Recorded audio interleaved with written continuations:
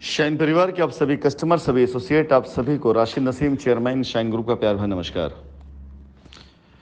मेरी ये voice recording बहुत महत्वपूर्ण है शाइन परिवार के ऑलमोस्ट सभी कस्टमर्स के लिए भी, और ख़ासकर उन एसोसिएट्स के लिए जिन्होंने 2019 के बाद से लेकर 2022-23 तक अपनी अपनी जिम्मेदारियों के ऊपर कंपनी की ज़मीनें लेकर रजिस्ट्रियाँ कराई हैं। मुझे नहीं पता कि आपको दिखता है नहीं दिखता है, लेकिन मुझे दिखाई देता है कि हमारे ऊपर जो आरोप लगाए गए थे, उन आरोपों में जांच एजेंसियों ने जो जांचें करी हैं, उन जांचों की जो रिपोर्ट आई है वो मुझे दिखाई देती है। उन रिपोर्ट के आधार पर मुझे ये दिखाई देता है कि हिंदुस्तान में आने वाले समय में एक बार फिर से शाइन परिवार का परचम लहराएगा। मुझे पता नहीं आपको दिखाई देता है नहीं दिखाई देता है, लेकिन मुझे दिखता है। क्यों मैं इस पे दिन रात काम कर रहा हूँ कि शाइन परिवार का कस्टमर एक बार फिर से एकत्रित होकर के ये बात समझ चुका है कि कंपनी को किस तरह से लूटने के लिए लोगों ने कंपनी के ऊपर तरह तरह के आरोप लगाए, और आरोप लगा करके कंपनी को बदनाम किया और कस्टमर को लूटा यहीं के लोगों ने। मुझे ये भी नहीं पता कि आपको दिखाई देता है कि नहीं दिखाई देता, बट मुझे दिखाई दे रहा है कि किस प्रकार से कंपनी के मुख्य धारा के लोग जो सबसे पहले आगे थे कंपनी में, जब वो अपनी जिम्मेदारियों को निभाने से मुकर गए, तो दूसरे लेवल के लोग जिन्होंने साइटें देखी, मैं अभी नाम तो नहीं लूँगा, लेकिन जिस दिन मैं नाम लूँगा उस दिन मैं हर दिन फिर नाम लूँगा, चाहे वो कानपुर हो, चाहे वो लखनऊ हो, चाहे वो सुल्तानपुर हो, चाहे वाराणसी हो, चाहे प्रयागराज हो, चाहे बिहार हो, हर जगह पर दूसरी खेप जो आई, वो दूसरी खेप आई तो बड़े इमोशन के साथ।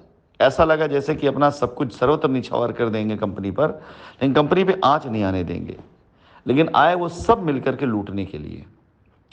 और अगर मैं एक एक जगह पर, एक एक साइटों पर मैं ये मान के चलूं कि 20-20 करोड़ रुपए की भी खाली एवरेजन में बात करूं कि लूट की गई है, तो 200-300 करोड़ रुपए तो लूट ऐसे ही कर लिया इन लोगों ने।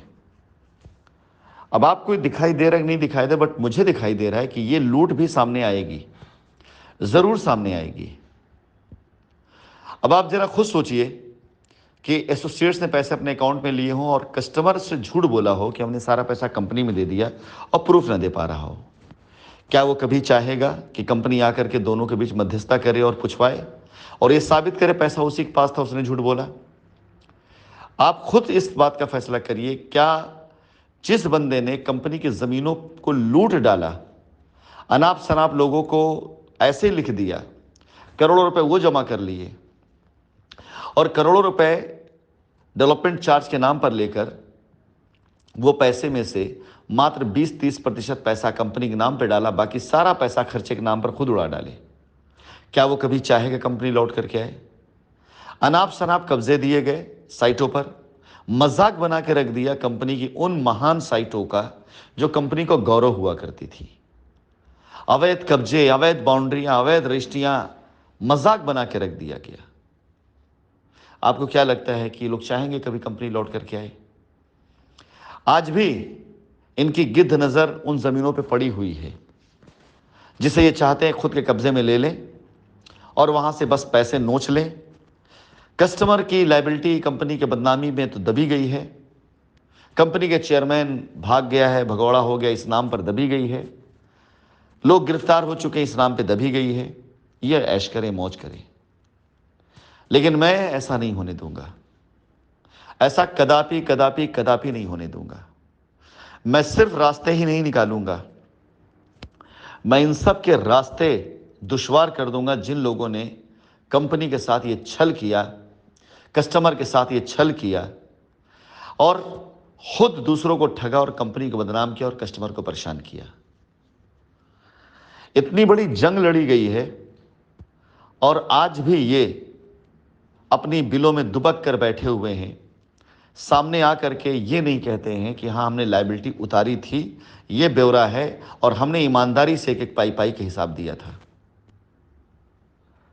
ईश्वर ने चाहा तो 25 तारीख के बाद मैं पूरे भारतवर्ष में हर साइट पर कस्टमर्स और एसोसिएट का संगठन बैठाकर ऐसे लोगों को आमंत्रित करूंगा कि जो 15 दिन के अंदर आकर अपनी रजिस्ट्रियां जमा कर देगा साइटों पर, उसकी साइटों को चेक करके उसके कब्जे को सुनिश्चित कराया जाएगा। अन्यथा ऐसे लोग जिन्होंने आपकी रजिस्ट्रियां कराने के नाम पर डेवलपमेंट चार्ज लिए और आज पल्ला झाड़े बैठे, इनके खिलाफ एफआईआर करने का एक अभियान शुरू हो जाएगा भारत देश में। और अभी 2-3 तरह की एफआईआर होने बाकी है। एसोसिएट्स जिन्होंने अपने अकाउंटों में पैसे लिए और कस्टमर को बेवकूफ़ बनाया, उनमें से कुछ के खिलाफ तो चली गई है, एप्लीकेशन पढ़ भी गई हैं, एफआईआर होनी शुरू हो गई और इलाहाबाद हाईकोर्ट के अंदर रिट डलनी शुरू हो चुकी हैं और सारी एप्लीकेशन को उस रिट के साथ में क्लब कराया जाएगा। इसके साथ साथ अगला अभियान इन लोगों के लिए शुरू होगा जिन्होंने रजिस्ट्रियों में खिलवाड़ किया है। इसके साथ साथ एक अभियान और शुरू होगा। हिंदुस्तान में ऐसे बहुत से मठाधीश खलीफा पैदा हुए हैं जो अपना ही प्रोजेक्ट उठा लाए और खुद चेयरमैन बन गए और अपने प्रोजेक्ट पे शाइन सिटी की लायबिलिटी उतारने का ठेका लेना शुरू कर दिए कि आ जाओ यहां पे लायबिलिटी उतारो। विश्वास जानी इनमें से किसी को नहीं छोड़ूंगा मैं। 25 तारीख आखिरी दिन है, अपने अपने ब्यौरा भेजने का, भेज दें, अन्यथा कस्टमर्स के साथ कंपनी गलत नहीं होने देगी, लेकिन अब कंपनी किसी को माफ भी नहीं करेगी।